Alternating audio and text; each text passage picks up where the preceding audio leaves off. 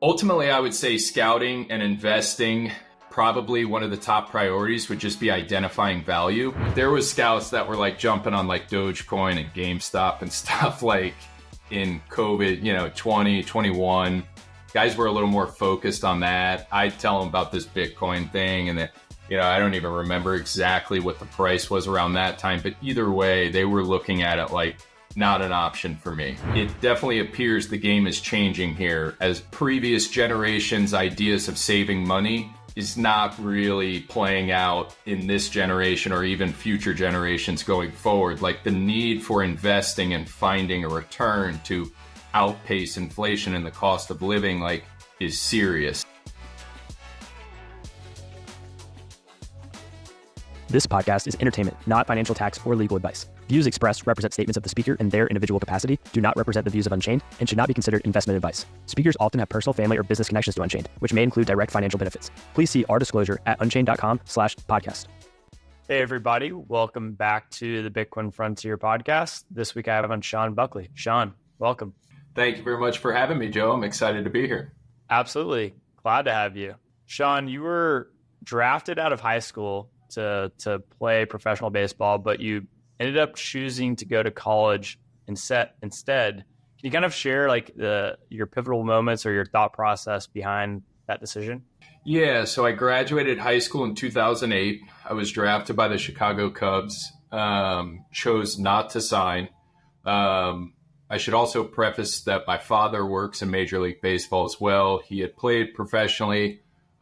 He was working in baseball at this time as well. So I was getting, very fortunate to be getting expert level advice on baseball from the amateur all the way up to the professional level pretty much my entire life. So I was very fortunate to have good advice there. And I think we both me, my father, my mom, the whole family just kind of came together and realized, it's a very exciting opportunity, but it's probably best for me to go to school.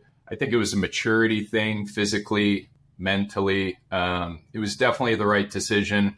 I was drafted in the 29th round in 2008 out of high school, and then went to college for 3 years, left early in the 2011 draft, in which I was selected in the 6th round. So ended up working out pretty well. Fast forward into that professional career, and you start realizing you're like, yeah, I'm glad I did another 3 years in college. Just, I wouldn't have been ready out of high school. Some guys are, I wouldn't have been. So fortunately it wound up working out very well. Yeah, it's cool. We're definitely going to talk a little bit about baseball and then obviously about Bitcoin too as well. I guess, can you kind of elaborate on how you originally got started with baseball? It's interesting. I didn't realize that your dad was super involved and obviously had a lot of expert experience. Did you start from a very young age, or when did you really get started into baseball? Oh yeah, as early as I can remember. I was playing organized baseball by age 4 for sure. I think that was T-ball. I had started playing before that, practicing with my father, learning the game. It was my whole life. And I have a younger brother who's 6 years younger than me. He had played as well. It's funny because he had worked with us in baseball, and now he's doing something similar to me as well. So kind of a family business. At one point, all three of us were working in it together. But yeah, it had started as early as I could possibly remember. Did you ever, at any point, when you were a kid or when you played professionally, feel like you were ever getting burnt out of playing baseball, dedicating so much time and energy to baseball? Did you feel like it would be, too much, or did you feel like quitting at some point? Honestly, no. Baseball had kind of, and my personality has always been like this as well. I'm kind of all in on one or two things. I try and perfect those or get as good as I can at those things, and don't get overly concerned with the rest. I'm very concentrated. My interests are very targeted, very selective. I wouldn't say I'm this balanced, well-rounded person. I never did I think I was going to be a professional player at every point of my career? Yeah, there was probably some doubts for sure. quitting was never really an option. I don't even think that ever entered my mind. It was kind of all in on baseball. I had pretty much sacrificed everything and committed everything towards that. There was no real plan B at that time, even going through school.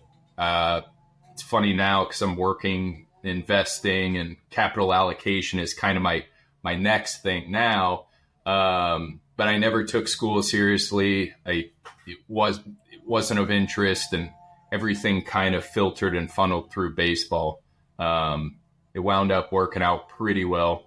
So no complaints there. Yeah, 100%.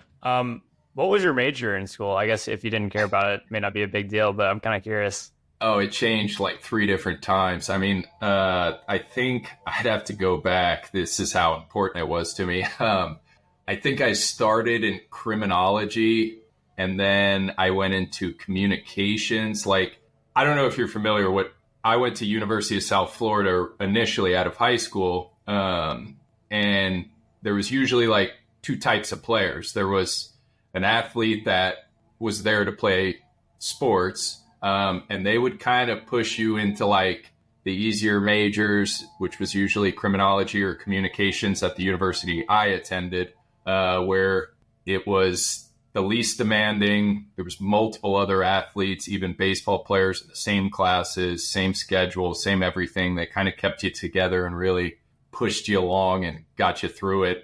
So I remember switching criminology, communications.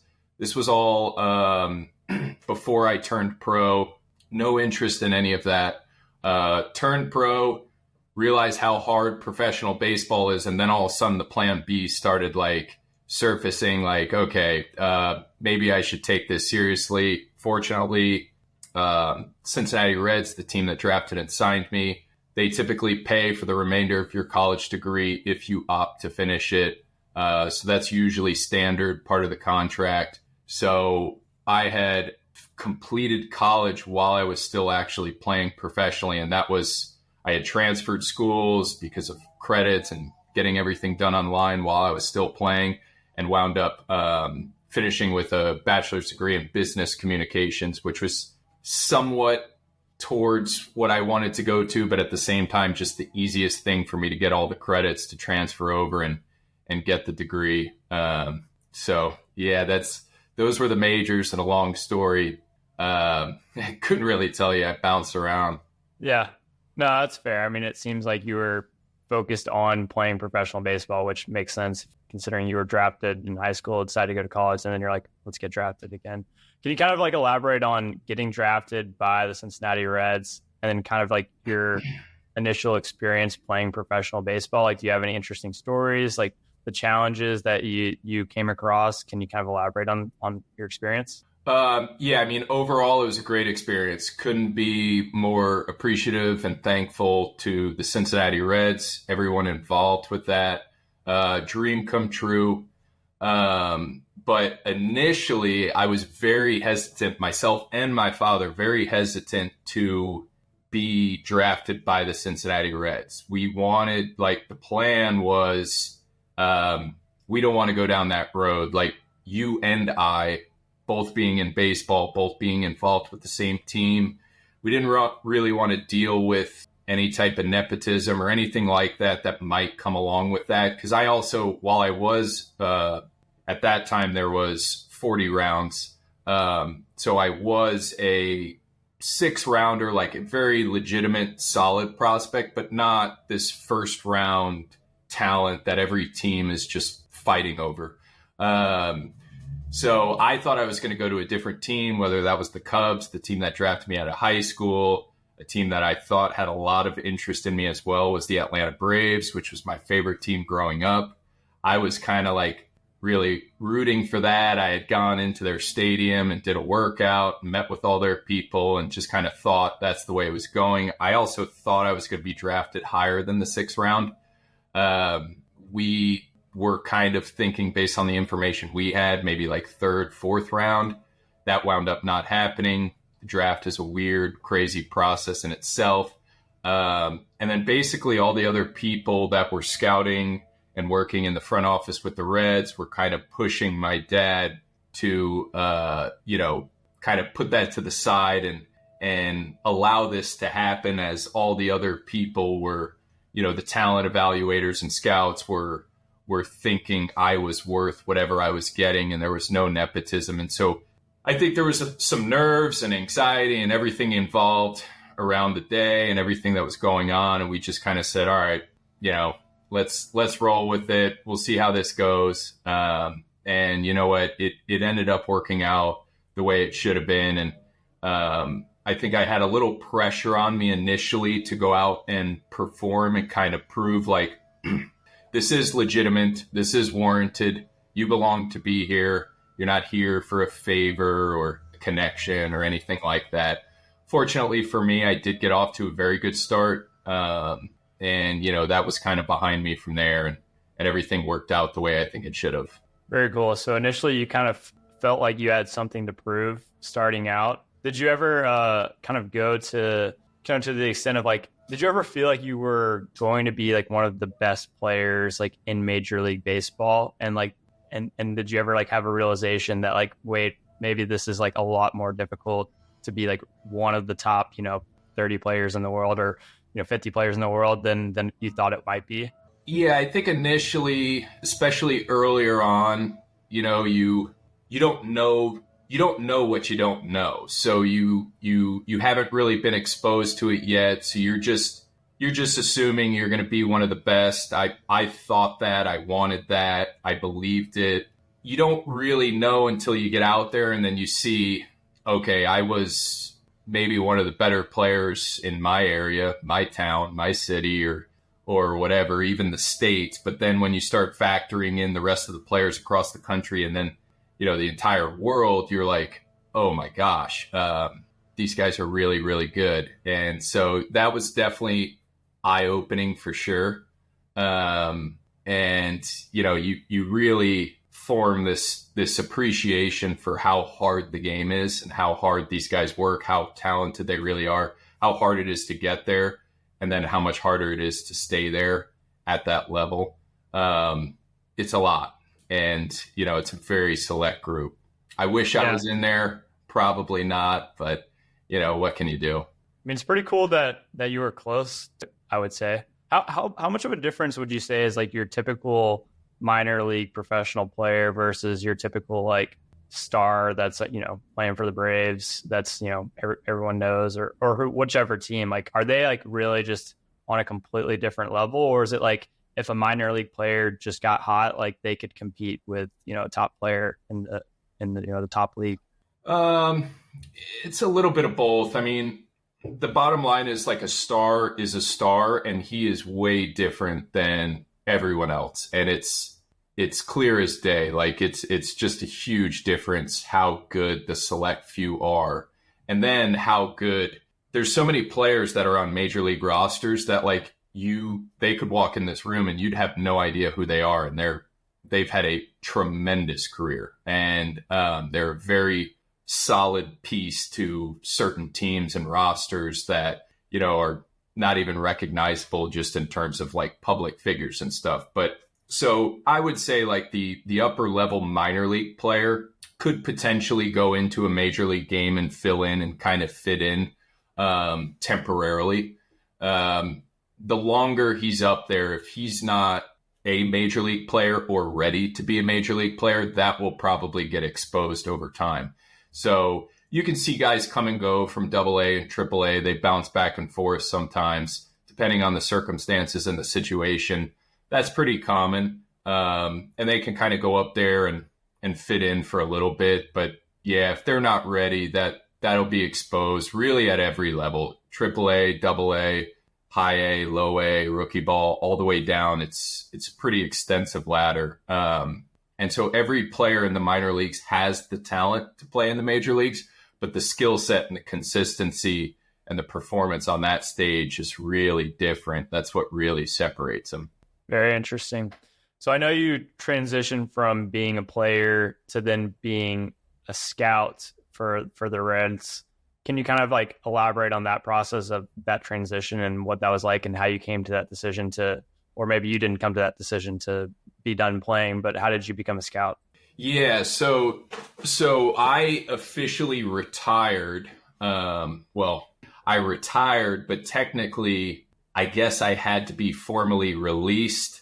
If you retire, it has to be approved by the commissioner's office and potentially the players' union as well, that this player is retiring on his own terms, in which if I went that route, there was going to be a processing period where I could not be rehired by Major League Baseball as an employee. So we had kind of discussed this back and forth for a while before actually going forward with it. Ultimately came up with they are going to release me. So now I'm cleared to then be rehired as an employee. I was literally hired the day I retired, and just kind of flipped from a player to an employee, went back home and started working the scouting. But those conversations had been in the works for a while with my dad. Baseball is such an up and down sport, mentally, physically. There's so much that goes into it. It's such an everyday like grind. It really just wears on you. Not just physically. Obviously, physically, it doesn't really compare to a sport like football or basketball, but mentally, every single night, whether you're on the West Coast, East Coast, night games, day games, it's just nonstop. And you do it every single day, and it just wears on you. So there's a lot of like emotional roller coasters, a lot of lessons in that as well. I had kind of gone back and forth. Do I want to do this? Do I not? I was actually in AA pondering it for the first time. And then they promoted me to AAA, and I was kind of like, well, now I'm even closer. I'm kind of the last line of defense here. In this frontier moment, Sean is talking about playing AA and getting promoted to AAA, thinking he is now closer than ever to playing in the majors. But in 2024, what are the actual salaries for professional baseball players?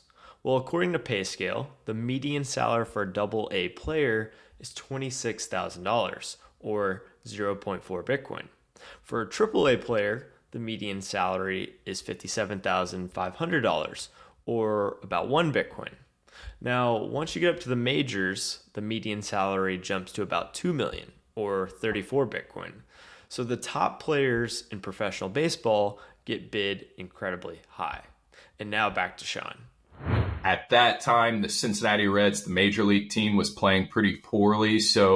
And we didn't have many stars on the team. So you're kind of thinking, well, I have a legitimate option here. If something goes wrong up at the big club, I would be one of the next guys called, depending on the position and the roster and everything like that. So I had actually started considering it in AA in 2015, then all of a sudden got promoted to AAA, and then was like, okay, yeah, I'm not gonna call it quits now. I'm one step away. Nothing happened. I finished out the year. I came back for spring training. I had nagging injuries, all sorts of stuff, and that's when I kind of came to the final decision. So it had been a long, drawn out, up and down process every which way, because that was one of the biggest decisions of my life and very emotional around all of it. For sure. Yeah, I bet it's probably a pretty brutal process all around. Is there any like interesting periods where like if someone's in AAA and they get demoted to AA, like are they like, is there hostility like between different players or to some extent, or do people, or like if you're demoted, like are people like, oh, this guy, like he thinks he's like really good? Like, is there kind of like some weird dynamics that occur when people move back and forth? There can be. Yeah. I mean, it depends. Like everyone knows how the system works. So a guy going from the major leagues back down to AAA or AAA to AA or AA to AAA and vice versa, like that's part of it. That happens. Everyone, rarely do you not take a step backwards at all in your career. So people are aware of that. There's not really any animosity around that. But then again, in a minor league system, you have a lot of different players. Not all of them get along. There's a lot of different personalities, egos, ages, cultures. So a lot of that factors in. Sometimes it gels, sometimes it doesn't. Sometimes, especially guys are usually sour when they're getting demoted per se. Sometimes it's beyond just a demotion for performance. It could be injury related, rosters are tight. There's different movement going on for different reasons. We've had major league players come down. Sometimes that's good. Sometimes it's not. It just depends. So it's really like a case by case situation of kind of a blend of all of the above. Yeah, that makes sense. I'm sure that'd be pretty interesting. Probably talk to some interesting people, and people would be on their, on the up and up, and then they'd be down kind of in the dump. So probably brutal, but probably pretty cool. When you were scouting for the Reds, like, how did that change your perspective of baseball and like the business of baseball maybe, or just like the talent or the skill? Like, how did it change? Like, did you recognize anything when you started scouting? Yeah, so it was funny because 2016 was my last year. At that point, I had most recently played in AAA, which was the highest level in the minor leagues. I had, been a part of, playing in major league spring training games and all sorts of stuff where there was also a AAA team, just so everyone's aware. AAA team is obviously the highest level of the minor leagues, but most AAA teams have multiple major league players previously on them, depending on rosters, whether they're up and down or they spent multiple years. Now they're kind of on the downslope of their career. They're trying to get back up. So you have a lot of different situations, and having access to like a higher level player, faster speed of game, and then all of a sudden going out into scouting, which I was an amateur scout. So I'm now scouting college and high school players. Now, all these guys are supposed to be legitimate professional prospects, but they are amateur college and high school players in the state of Florida. That was like my territory and responsibilities. And so now all of a sudden you step way back and the game is way slower. Guys are still developing physically, mentally. They're still learning the game. And it kind of resets your sights. And initially I was watching the best of the best in Florida for amateur players. And I was just kind of like initially just, these guys are all right. Is this the best we got? And what you realize is like, you have to like take yourself back to when you were that time, that age, that skill level, and kind of reset your sights. And it is a little bit of a process, like getting used to it. But then once you do it, you start, remembering what those guys look like. And now you reset the sights, and now you're projecting forward. What do you think they can come? How can they develop and turn into over the next 3, 5, 10 years as they progress and develop? Yeah, very cool. It makes sense. Let's kind of start talking a little bit about like investing and also obviously Bitcoin too. Are there any like comparisons or parallels between like your experience scouting and investing in general? Yeah, absolutely. I mean, that's like one of my favorite things to kind of compare and contrast. So ultimately, I would say scouting and investing, probably one of the top priorities would just be identifying value. So you're doing it on the investing side, where the returns are built in are usually either identifying value early or identifying value where maybe others aren't seeing it. Like usually that's like where, you're skewed to find your best returns, or else you're just competing with everyone else. And scouting is kind of the same thing. It's more competitive and difficult than it's ever been. The information is more available to all. And so you really have to dig in and do your best to find value where either others aren't seeing it or not appreciating it or missing it. And, you're projecting out just like you would with an investment. It's not real, the value isn't necessarily derived from like what's happening today versus like what you believe will happen in the future. It's kind of like the same exact parallel. And in investing, your best returns will come from identifying value and positioning accordingly when others aren't willing to, just like baseball. you finding the guy or giving him the money that people weren't willing to, or whatever it is. It's kind of a very similar comparison. Yeah, that actually makes a lot of sense. Would you say like over time and like maybe over like a longer period of time, like the last 50 plus years, that like identifying value, whether that's in baseball or investing, has gotten like more and more difficult just because of there's so much more information out there. There's so many more people trying to like identify value and scout investments or scout players. Like, would you say it's more difficult, or would you say there's like, it's still getting like, there's still potential to generate some like serious returns in either? I mean, there's always potential. Like, I think there's always opportunities everywhere. I think it's more competitive than it's ever been. Like, I don't know how familiar you are with baseball and scouting, if you're aware of like Moneyball. That concept and everything has really changed the game. But a lot of that prior to Moneyball was ex-baseball guys and like ex-baseball guys only. And it was always kind of known like, well, if you didn't play, if you didn't coach, if you didn't scout, like, good luck getting into professional baseball. And they kind of protected those guys in a brotherhood and kind of kept every non-baseball person out. And Moneyball has completely just changed that. And it's opened up the doors to anyone who's interested in baseball. If they're passionate about it, if they want to learn about it, they have the potential opportunity to get involved in baseball, and how they identify value might be different from how a traditional baseball person identifies value, and vice versa.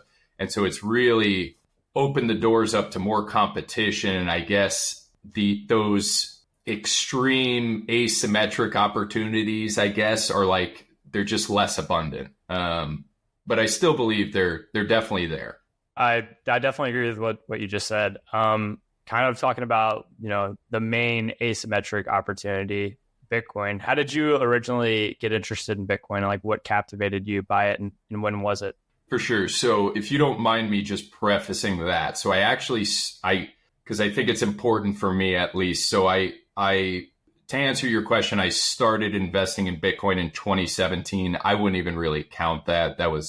It really didn't start until 2020. But I started investing before Bitcoin. I started investing when I was probably 13 years old or something. My mom was running an investment club for the other mothers in the neighborhood. And so I started learning when I was 13, like just your very basic standard, straightforward stock investing terms and figures and stuff like that. Just a very base level.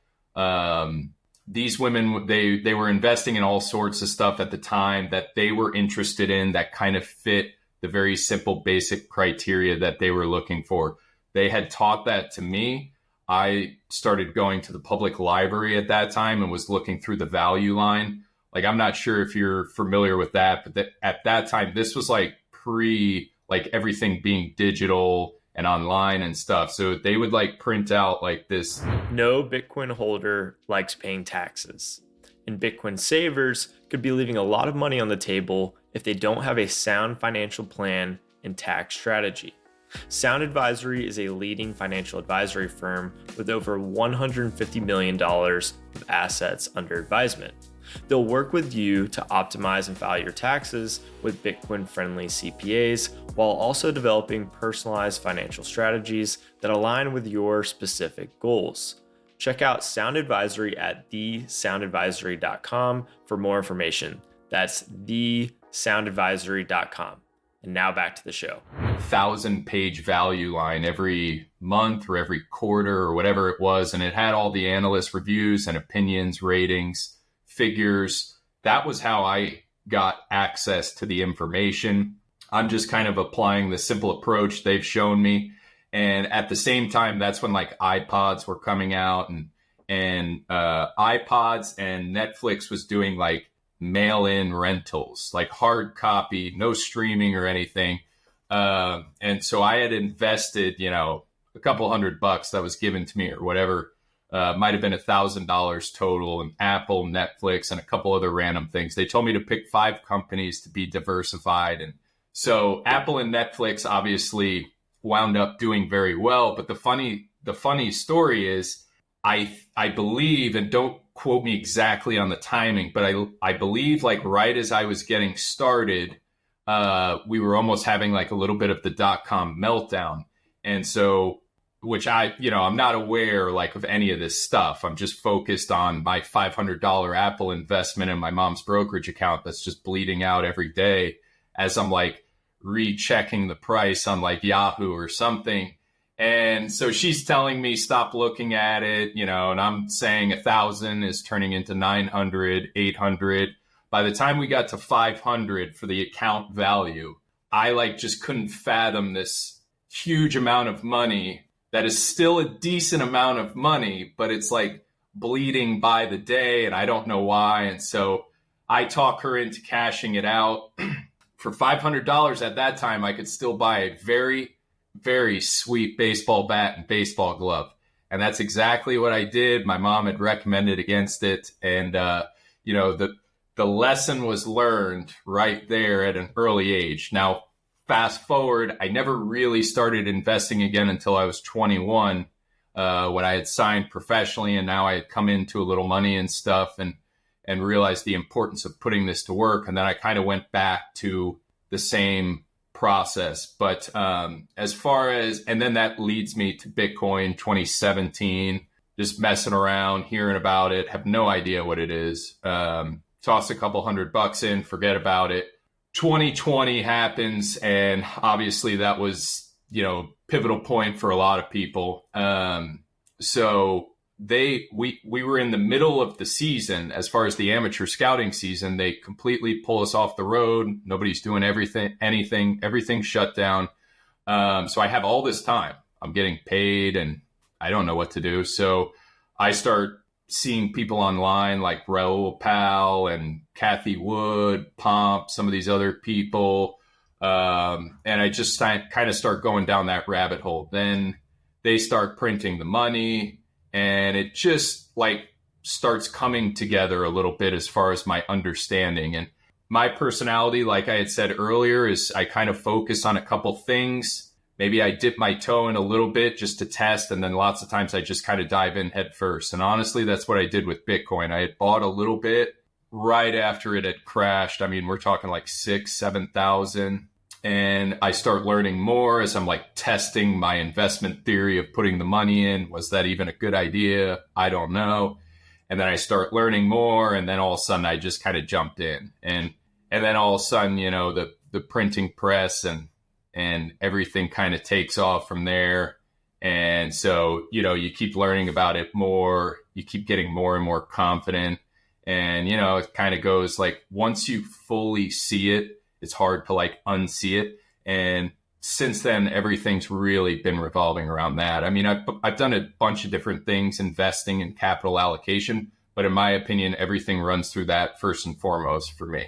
Yeah, it's a really cool story. I mean, it makes sense too, because if you're investing now and trying to generate alpha or trying to identify value, it's very clear that Bitcoin is like a very, there's an opportunity to generate alpha. Like no one really knows how it's priced and how it works. So there's obviously some confusion with how to price it. And that could be your edge, I guess, if you think you happen to understand what Bitcoin might be worth.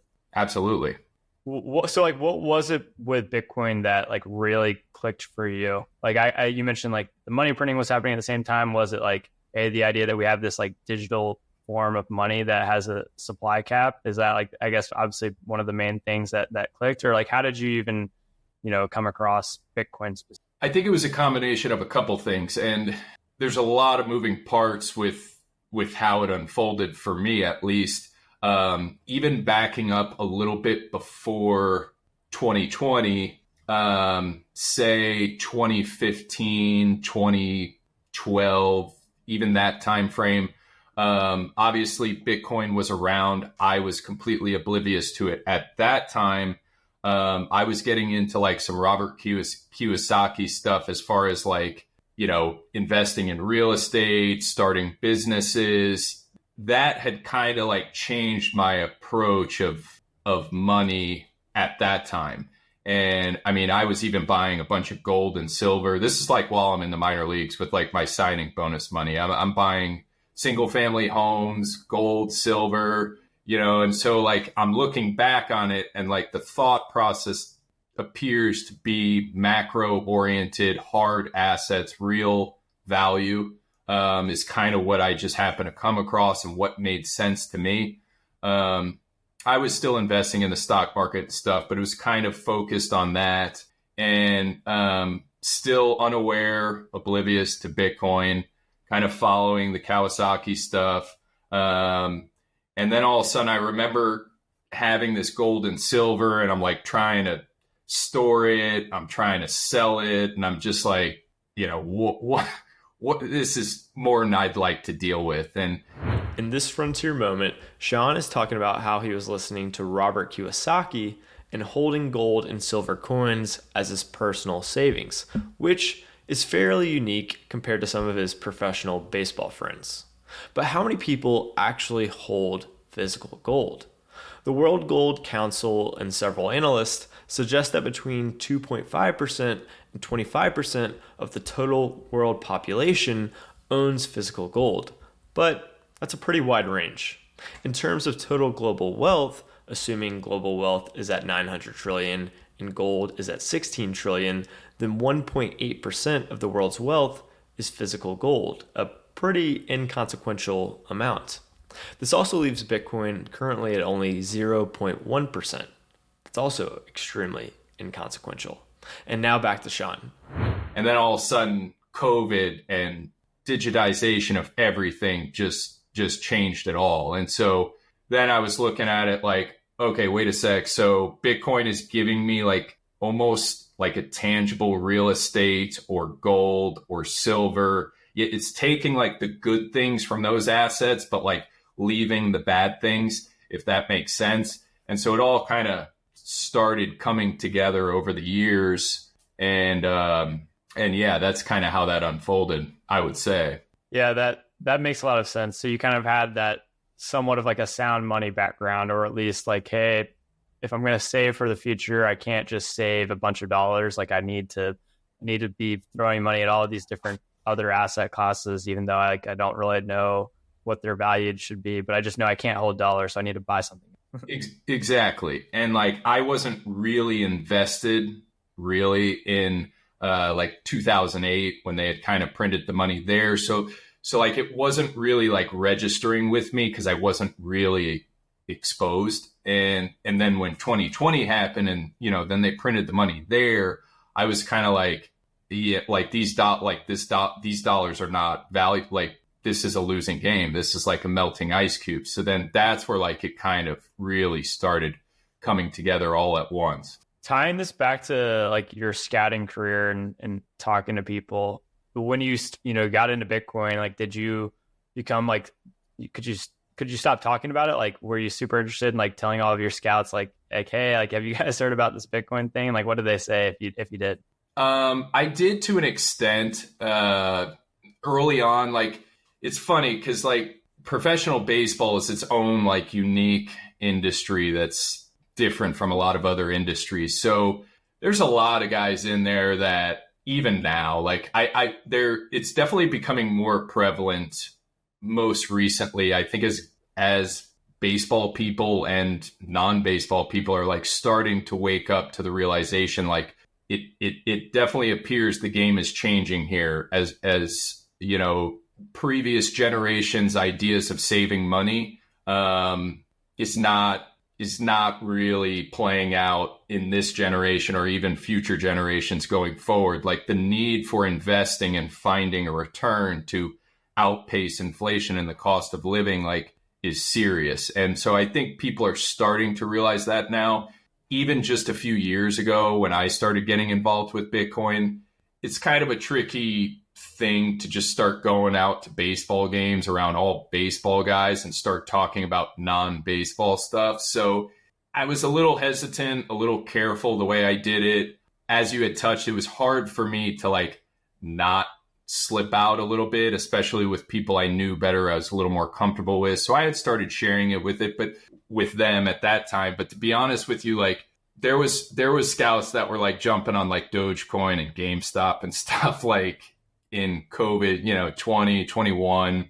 Guys were a little more focused on that. I'd tell them about this Bitcoin thing, and that, I don't even remember exactly what the price was around that time, but either way, they were looking at it like not an option for me. So it was a slow progression. It's becoming more discussed now, but I still think it's so far from where it could be or should be as far as a discussion topic. Interesting. Yeah. Thinking back to like your minor league days, you being interested in investing and even buying like single family homes at the time before you heard about Bitcoin, like, would you say that you were very unique in that sense? Like, were most people, or like, were your other players like investing their signing bonus and, gold and silver and single family homes, or were they doing other things? No, I don't know why I turned out this way. I was always like that from an early age, just fascinated by it. No, my teammates weren't doing anything like that. They didn't care. They were focused on baseball. They thought I was crazy or distracted or whatever. I was doing stuff where I was playing in the minor leagues in California, so you're on the West Coast time. I was playing a game sometimes at 7 o'clock Eastern, 7 o'clock West Coast, 10 p.m. Eastern, going to sleep and then waking up at like 6 a.m. West Coast time, 9 a.m. as far as, with the markets opening and everything. And like, I remember day trading like E-mini futures from a crappy hotel, crappy bus on like hotspot Wi-Fi and stuff, and just all sorts of stuff. I've tried it all, or at least as much as I can. And I don't know why. It just fascinates me. And the lever to make money from investing, to me, just, there's nothing else that, in my opinion, like matches that type of lever, like return based on the output. You know what I'm saying? Like the time you put in, the effort. If you're right on a few investments, like that can make your whole life. And I don't really know what other levers there are available like that. Yeah, that's a really, really interesting point. So would you say like over time, kind of, I guess, more towards your scouting days, like skepticism towards Bitcoin is going down a little bit, but it's still nowhere near where you think it should be? And like, what do you think the catalyst would be to where they're like, oh, wait, this Bitcoin thing, like I should buy some? Like, or do you know if a catalyst could occur that would convince people to like take a second look? I don't know if there's a specific catalyst. I think, unfortunately, like so far, we've seen some celebrities, some athletes come out. What the real intentions behind that were, I don't know, maybe a little questionable as far as endorsements and all sorts of stuff. And I think people see that and probably just assume the worst, and without having the full information. So I don't even know if that's really helped. If anything, maybe it's hurt, most recently with some of the other stuff that's gone on with it. So maybe more players and more consistency of players coming out and speaking on this, not just like a public service announcement, but maybe a little bit more of just continued dialogue, to see some sort of consistency, like this athlete or this celebrity, like they're not just trying to scam or make a quick buck or just say this or post this because somebody paid them to. Like, it looks like they actually like have somewhat of an understanding or some sort of legitimate belief in it. I think that probably would help a lot.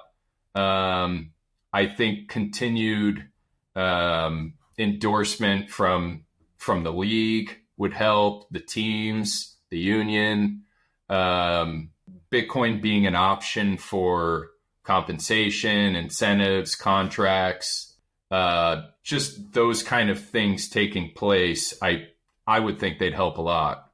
Yeah, you brought this up a little bit earlier, the players union. Can you kind of elaborate on more of like what that is to someone that doesn't play baseball, like, and like how they help players today? Like what exactly are they doing today? Yeah. So basically, the players' union, it's like more or less any other union for a workforce. It kind of protects well, first and foremost, it gives a voice for the players, a collective voice. Obviously, a lot of the veteran star players are involved, as well as ex-players that are a part of the union. And so it's this collective voice to bargain and negotiate for the things they want, the things they don't want, the changes to be made. So if anything probably were to happen anytime soon, the way the current system's set up, it probably need to come from some sort of push from the players' union. And the players' union is very, very powerful union. So I think it would be heard and it would be understood. Exactly what the results would be, I don't know. But I think that would help a lot from the union. And that's kind of its purpose, to help the players with these situations. If you were, leading the union, or you had a big say in the union, like what would you do right now? Would it just be like trying to educate the players as much as possible on Bitcoin? Or is there something else? Education. Yeah. I mean, even going way further than that, just financial education, investing education. I've heard about the NFL and the NBA. I've heard this, don't quote me, but being further along than Major League Baseball as far as education, or the money and the effort they're putting into it. That's what I've heard. I don't know. I can't speak on that. I know from my experience, I never played in the major leagues, so I was never a part of that tier player. But obviously, I was in professional baseball in the minor leagues. Investing, financial education, like that was, now this was 10, 15 years ago. Even then, that wasn't really a thing. Most of these guys have financial advisors through their agents as well. So that's kind of taken a lot of that off the plate of the league's responsibilities, I guess. But there's not really, or at least when I was there, this thorough support system and education system. And there's definitely nothing for Bitcoin. So if that could start to come about, I think that would really start, putting things in order to move towards that. And honestly, like, these players, they all love money. If they actually understood like what the real opportunities were, they'd all be interested. I don't think the education is out there, the conversations, I don't think they're really happening. They're busy enough to focus on what they need to focus on anyways. They all have financial advisors. Some are more involved with it than others, but yeah, as a whole, it's just not really happening. In terms of retiring or pivoting to like a new career for a professional athlete, whether they were in the majors or they were in the minors and they actually had to like find a whole nother career, what unique challenges did they have, or do they have, like when they try to do that compared to someone else who may have graduated college, got a normal job, and then decided to do a different normal job? Like how different is it going from like, hey, I play baseball for a living, to like, hey, now I work at an office? Yeah, I would know pretty well. It's difficult. It's challenging. It's different. So you've spent your whole life doing this one thing. Most guys have really spent their whole life doing that one thing. Most guys are not wired to like be very balanced at that level and have all these other options and ideas and plans set in place for when that time does come. And that time comes for every player. Every player's career ends at some point. And some guys don't really need to be concerned with what the plan B is. Their plan A was good enough, and they don't really need to do anything if they don't want to. But for everyone else like myself, the plan B it's been challenging. It's changed. It's a weird transition going from a player into the world now non-player, and it's an ego punch. It's everything, and you now have to like get used to doing these normal adult activities. I mean, I don't want to. I'm not trying to speak negatively of the players, but like they have so much help and support doing all the other non-baseball related things that now all of a sudden, at least for me, like it was like a shock, like all these other responsibilities you have and these things to worry about and take care of. And, you know, you can't just focus on a game anymore. You need to focus on life and everything else that comes with it. And so it's still an ongoing transition for me. And I know a lot of guys struggle with the mental and emotional aspects of, you know, being the guy or being important or publicized or whatever, getting paid handsomely just to play a game and only having to worry about that. I mean, it's the best thing ever. But at some point it ends, and that transition has been difficult and challenging. And I would imagine a lot of other guys I know are struggling with it as well. And honestly, that's probably another thing that should be discussed as far as helping players transition at every level from into the game and out of the game. And so, I mean, that's a really long topic in itself to cover, but it's been difficult. It's been challenging. But it's also been very rewarding. It's taught me a lot about myself, some good, some bad. So yeah, it's a full process and it's still ongoing.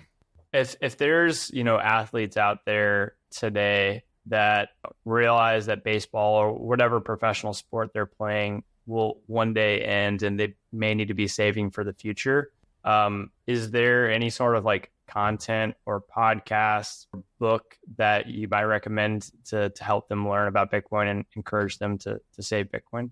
For sure. Yeah. I mean, one of the most impactful books I read was probably The Bitcoin Standard. Pretty simple, pretty straightforward. I've read a lot of other books since then, but that was by far the most impactful and just kind of simple base level understanding. I bought that books for so many different people. I was sending it out left and right in COVID. I think that's a great place for everyone to start. And then obviously you can go from there as far as how interested you are, how important this is to you, how much time you want to spend on it. There's so many podcasts and Twitter and all sorts of stuff.